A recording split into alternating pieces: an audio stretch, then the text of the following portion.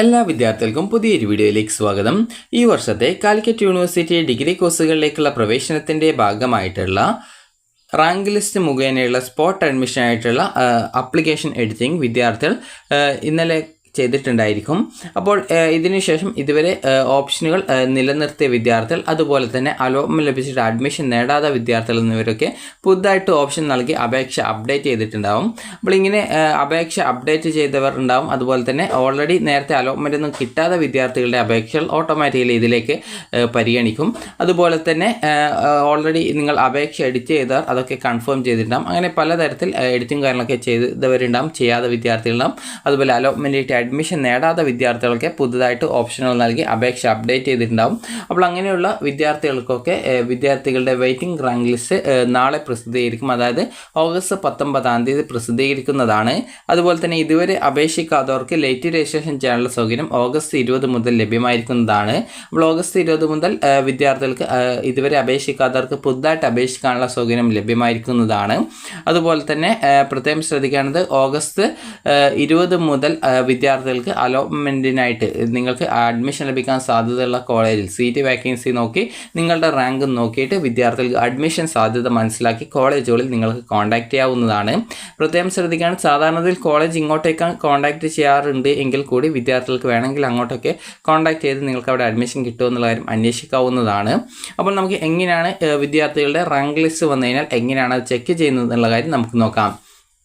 അപ്പോൾ വിദ്യാർത്ഥികൾ ശ്രദ്ധിക്കേണ്ട കാര്യം, admission.uc.ac.in/admission എന്നുള്ള പേജ് ഓപ്പൺ ചെയ്ത് FIUGP എന്നുള്ള ലിങ്കിൽ ക്ലിക്ക് ചെയ്ത് കഴിഞ്ഞാൽ ഈ ഒരു പേജിലേക്ക് പ്രവേശിക്കുന്നതാണ്.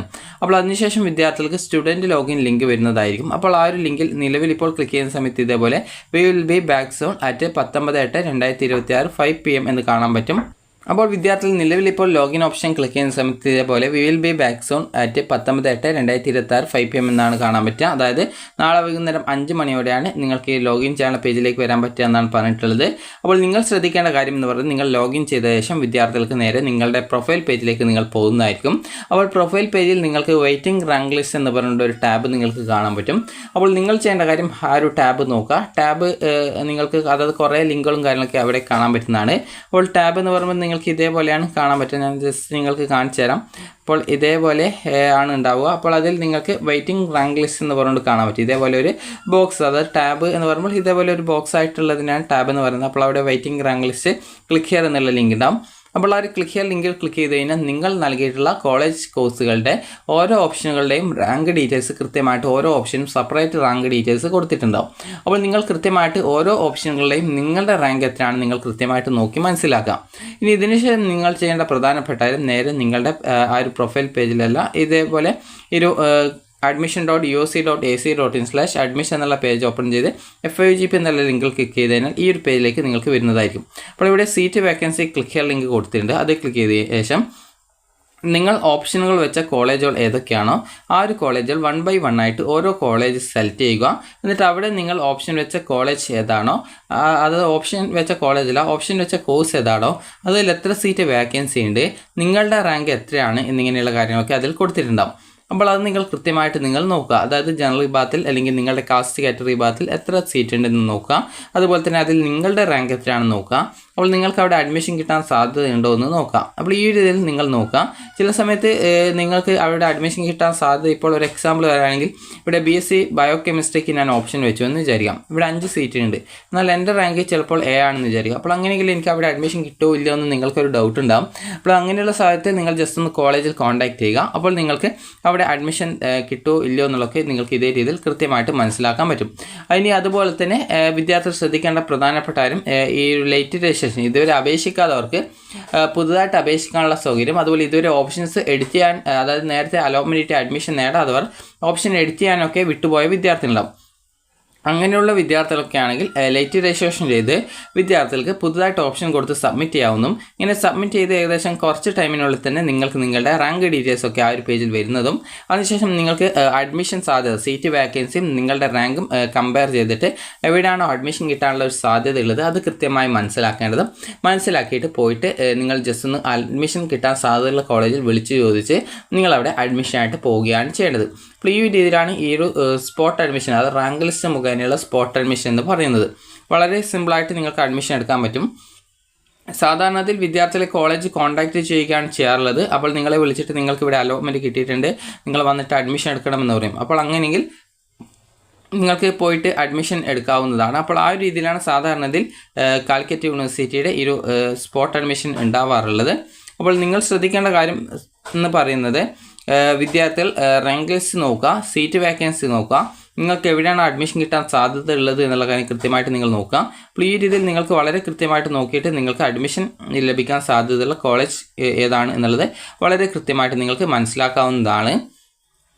ഇനി നിങ്ങളെ കോളേജിൽ നിന്ന് കോൺടാക്ട് ചെയ്യുന്ന സമയത്ത് പല വിദ്യാർത്ഥികളും ചോദിക്കുന്ന ഒരു ഡൗട്ടായിരിക്കും, അതായത് എനിക്ക് ഫസ്റ്റ് അല്ലെങ്കിൽ സെക്കൻഡ് അല്ലെങ്കിൽ തേർഡ് അല്ലെങ്കിൽ ഫോർത്ത് അല്ലെങ്കിൽ ഫിഫ്ത്ത് അലോട്ട്മെൻറ്റിൽ എനിക്ക് ഒരു കോളേജിൽ അലോട്ട്മെൻറ്റ് കിട്ടി, ഞാൻ അഡ്മിഷൻ എടുത്തിട്ടുണ്ട്. അപ്പോൾ എന്നെ ഒരു കോളേജിൽ നിന്ന് വിളിക്കുന്നു, എന്നാൽ എനിക്ക് അവിടെ താല്പര്യമില്ല, എനിക്കിപ്പോൾ തോന്നുന്നു ഞാൻ ഇപ്പോൾ അഡ്മിഷൻ എടുത്ത സീറ്റ് മതി. അപ്പോൾ അങ്ങനെയെങ്കിൽ ഞാൻ എന്നെ വിളിക്കുന്ന കോളേജിൽ ജോയിൻ ചെയ്യണമെന്ന് ചോദിച്ചാൽ ഒരിക്കലും ജോയിൻ ചെയ്യേണ്ടതില്ല. നിങ്ങൾക്ക് ഇപ്പോൾ അഡ്മിഷൻ നേടിയ സീറ്റ് മതി എന്നുള്ളവരാണെങ്കിൽ പിന്നീട് മറ്റ് കോളേജിൽ വിളിക്കുകയാണെങ്കിൽ നിങ്ങൾക്ക് താല്പര്യമില്ല, അവിടെ ഞാൻ ഓൾറെഡി ഇപ്പോൾ കിട്ടിയ സീറ്റ് മതി എന്ന് പറഞ്ഞാൽ മതി.